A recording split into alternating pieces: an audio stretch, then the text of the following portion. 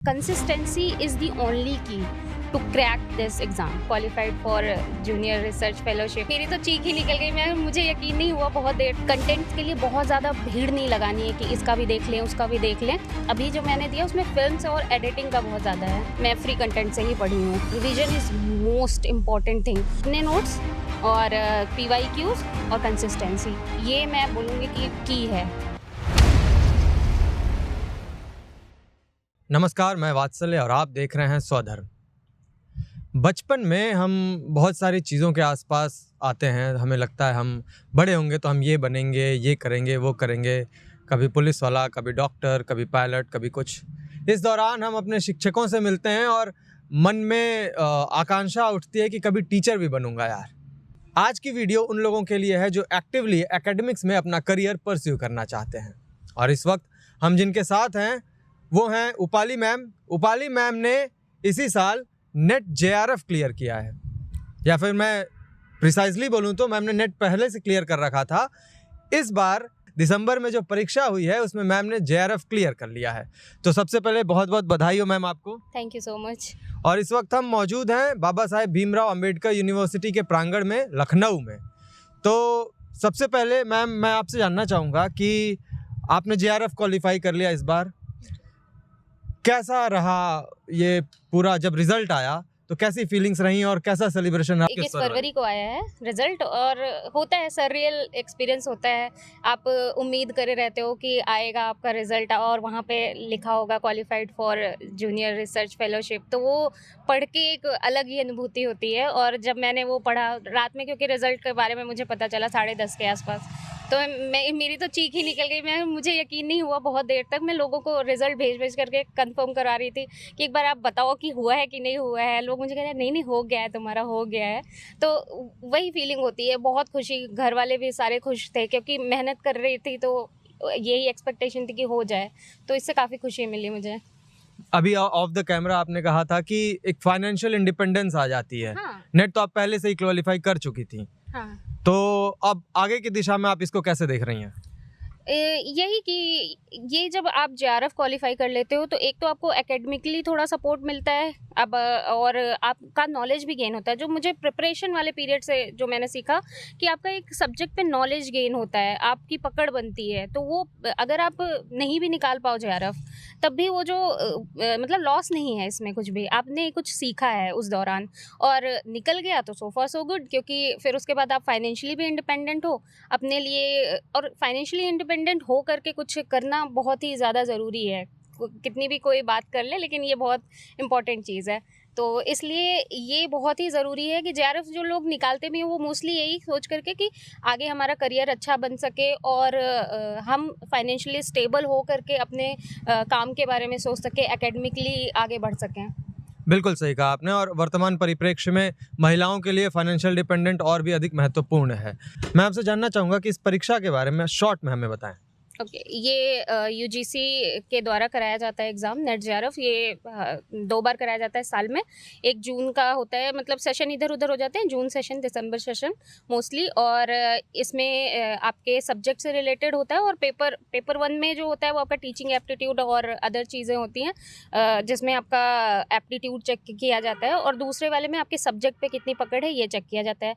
तो वो पेपर 2 में होता है आपका अपना सब्जेक्ट। बेसिकली यही है। और कुछ मार्क्स के क्राइटेरिया में आप PhD के लिए क्वालिफाई करते हो, थोड़े और मार्क्स आते हैं तो आप नेट क्वालिफाई करते हो। जो नेशनल एलिजिबिलिटी, ये जो पूरा है आपका, मतलब इसमें भी आपको कुछ फेलोशिप मिलती है आप अगर PhD में एडमिशन ले लेते हो। और टीचिंग के लिए भी बीच बीच में क्राइटेरिया चेंज होते रहते हैं, UGC की तरफ से आता रहता है कि कभी नेट ज़रूरी होता है, कभी नहीं होता है। खैर, बट आपको भी एक कॉन्फिडेंस मिलता है कि हाँ आपने नेट क्वालिफाई किया है, वो भी बहुत बड़ी बात होती है। और फिर उसके बाद जो और मार्क्स आते हैं तो उसमें JRF क्वालिफाई होता है आपका। और इसकी सीट्स लिमिटेड होती हैं, मोस्टली 40 के आसपास होती हैं। तो ओवरऑल इंडिया में मतलब हमारे सब्जेक्ट में मास कम्युनिकेशन में तो 40 ही हैं। ओके, सो पहला जो लेवल है वो है आप PhD के लिए क्वालिफाई करते हो। एक सब्जेक्ट है, उस सब्जेक्ट से आप PhD कर सकते हो। दूसरा लेवल है नेशनल एलिजिबिलिटी टेस्ट नेट। हाँ। यानी आप नेट सर्टिफाइड हो अगर तो आप प्रोफेसरशिप के लिए अप्लाई कर सकते हो किसी भी यूनिवर्सिटी में। प्रोफेसर के लिए, बेसिकली असिस्टेंट प्रोफेसर के लिए आप क्वालिफाइड हो जाते हो। और अगर आप JRF क्लियर कर लेते हो तो आपको अपनी PhD के दौरान फेलोशिप में फाइनेंशियल स्टेबिलिटी ज़्यादा होती है। पैसे तो उसमें भी मिलते हैं, आपकी यूनिवर्सिटी प्रोवाइड करती है, लेकिन इसमें थोड़ा ज़्यादा मिलता है और आप अपने रिसर्च पे ज़्यादा फोकस्ड हो सकते हो, फ्रीडम एक मिल जाती है आपको। Okay okay. और आपका विषय क्या रहा है? मेरा तो यही journalism and mass communication. Okay, so journalism and mass communication से आपने इस बार जेआरएफ क्लियर कर रखा है। नेट आपका ऑलरेडी क्लियर था। हाँ। और अभी आप वर्तमान में बीबीएयू से पीएचडी परस्यू कर रही हैं। हाँ। Okay, wonderful wonderful. सो मैं पैटर्न देख रहा था पेपर का, जैसा आपने बताया पेपर 1 पेपर 2। पेपर 1 जो होता है जैसे कंप्रहेंशन हो गया, लॉजिकल रीजनिंग हो गया, मैथमेटिकल एप्टीट्यूड हो गया, टीचिंग एप्टीट्यूड, कंप्रहेंशन, ये सारी चीजें हैं। कम्युनिकेशन भी है। हाँ, मैथ्स So- का हो गया और कम्युनिकेशन हो गया। ये आईसीटी है। हाँ, टोटल एक 10 पार्ट्स हैं। हाँ, 10 10 पार्ट्स यूनिट्स हैं। में दोनों ही पेपर 10-10 यूनिट में डिवाइड होते हैं, पेपर 1 भी पेपर 2 भी।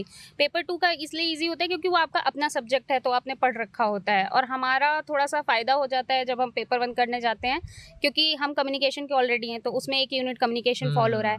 आईसीटी हमारे में है तो आईसीटी फॉलो हो रहा है। तो यहाँ पे आपको एक अपने आप गेन मिलता है कि हाँ, उसमें ज़्यादा आपको नहीं पढ़ना पड़ता है, क्योंकि आपका इधर से ही बेस तैयार हो रहा होता है। ये मुझे मतलब फील हुआ। तो पेपर 1 में आपको कौन सा पार्ट लगा जो कठिन हो, मुश्किल कर रहा हो आपके लिए? मेरे लिए हमेशा से मैथ्स वाला पार्ट कठिन ही रहा है, तो उसमें मतलब परसेंटेज का दिया जो भी है, ये मुझे थोड़ा सा लगता है कि मैं नहीं कर पाती हूँ, मुझे थोड़ा टाइम लगता है इसे करने में, तो मैं बाकी चीज़ों पे फोकस थी इसी वजह से कि जो मैं कर सकती हूँ, टीचिंग एप्टीट्यूड हो गया, एनवायरनमेंट हो गया, बाकी सारी चीज़ों पे। तो मतलब मैथ से आपने बचने की कोशिश की, सेफ साइड आपने खेला, जो बाकी चीजें थी वहां पे आपने स्ट्रांग पकड़ रखने की कोशिश लेकिन करी। अगर आपकी मैथ्स में पकड़ है तो आपका फ़ायदा है, क्योंकि 5 क्वेश्चन मतलब 10 क्वेश्चन लगभग आपके फंस जाएंगे मैथ से, तो वो बहुत मतलब आपका डिफाइनिंग होता है कि मार्क्स किधर जा रहे हैं, वो पूरी तरह से डिफाइनिंग मार्क्स होते हैं। और मैथ्स क्योंकि आपको पता ही है कि बचपन से ही हमें बताया गया कि ये मार्क्स पूरे मिलेंगे अगर आप लगा लोगे, वही चीज़ है उसका, कि बाकी चीज़ों में कन्फ्यूजन हो सकती है। आपने एक फार्मूला सॉर्ट आउट कर लिया कि हाँ परसेंटेज मेरा लग रहा है, सही लग रहा है, तो पूरे 5 क्वेश्चन सही हो जाएंगे आराम से। Very well said.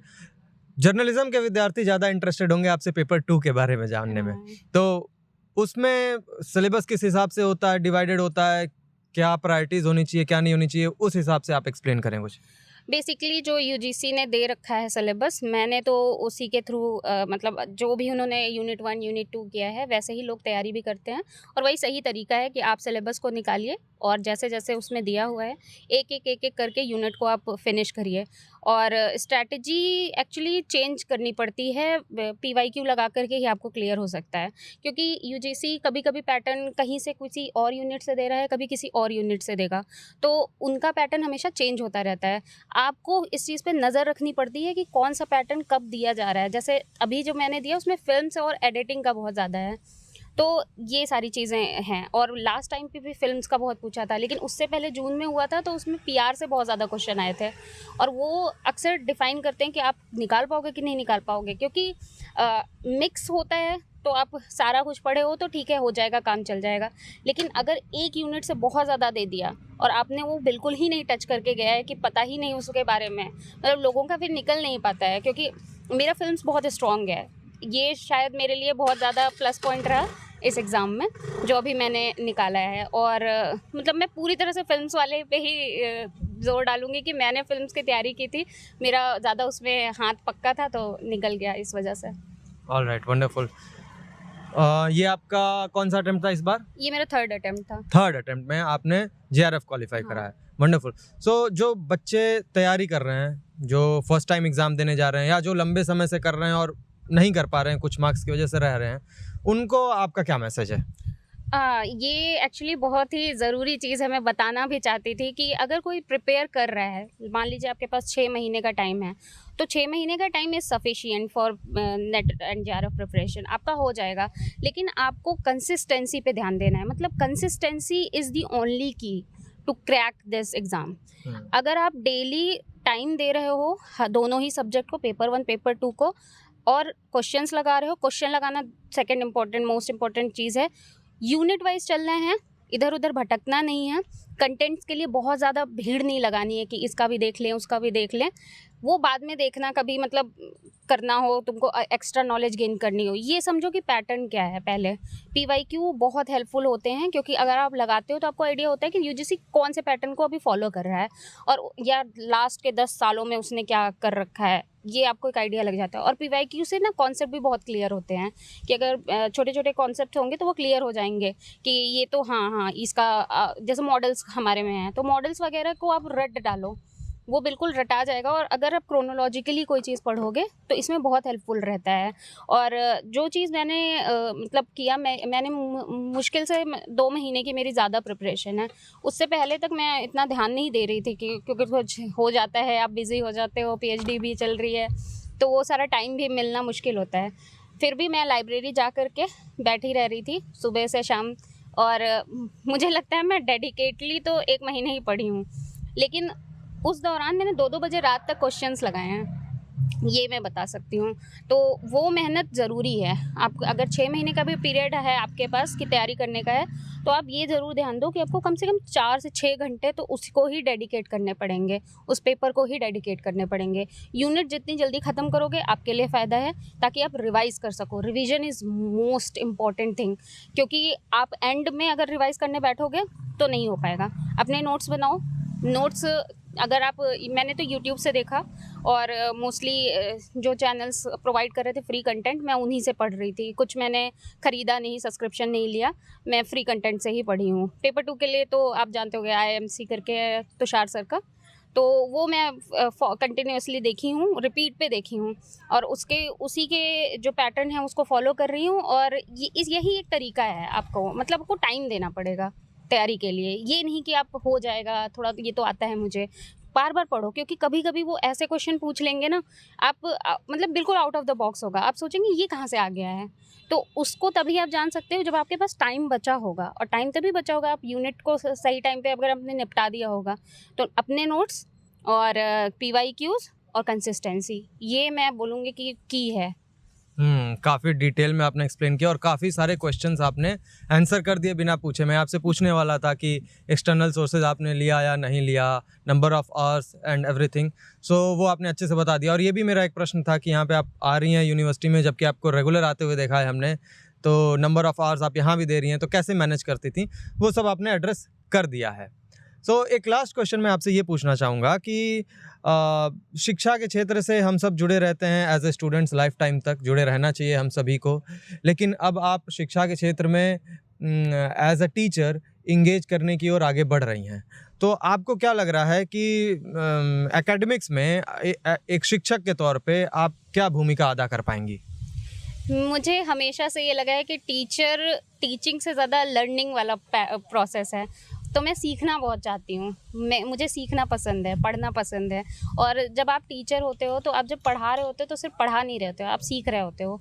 एक क्लासरूम का जो माहौल होता है, आप जाते हो, आप नई जनरेशन को देख रहे होते हो, तो पता चलता है कि अच्छा ये कुछ नया चल रहा है। वो जानना, जो एक क्यूरियोसिटी होती है, वो एज अ टीचर ही आपको मतलब सेटिस्फाई हो सकती है आपकी क्यूरियोसिटी, क्योंकि आप जानने के भी पैटर्न में हो और कुछ नया भी देखने को मिल रहा है। यहाँ पे आप कुछ दे भी पा रहे हो, जो आप सीख रहे हो, अलग से पढ़ रहे हो, यहाँ आप यंग माइंड्स को एनलाइटन भी कर सकते हो। तो ये जो एक फीलिंग होती है, ये बहुत सेटिस्फाई करती है, और मुझे तो मतलब बहुत पसंद है पढ़ाना। तो इस वजह से मेरी मम्मी टीचर हैं, तो वो बचपन से ही मेरे अंदर रहा है कि टीचर्स का बहुत सही जॉब है, मुझे पढ़ाना है, सीखना है, सिखाना है। तो ये मेरे लिए कांस्टेंट मोटिवेशन रहा है हमेशा इसमें। चलिए, बहुत शानदार रहा आपसे बातें करना, और हम कामना करते हैं कि आपका भविष्य और अधिक उज्जवल हो और एक शिक्षिका के तौर पर आप और आगे जाएं और आपके स्टूडेंट्स आपसे भी ज़्यादा ब्राइट निकलें, और हम आगे आपका और आपके स्टूडेंट्स का भी इंटरव्यू करते रहें। बहुत बहुत धन्यवाद। Thank you so much.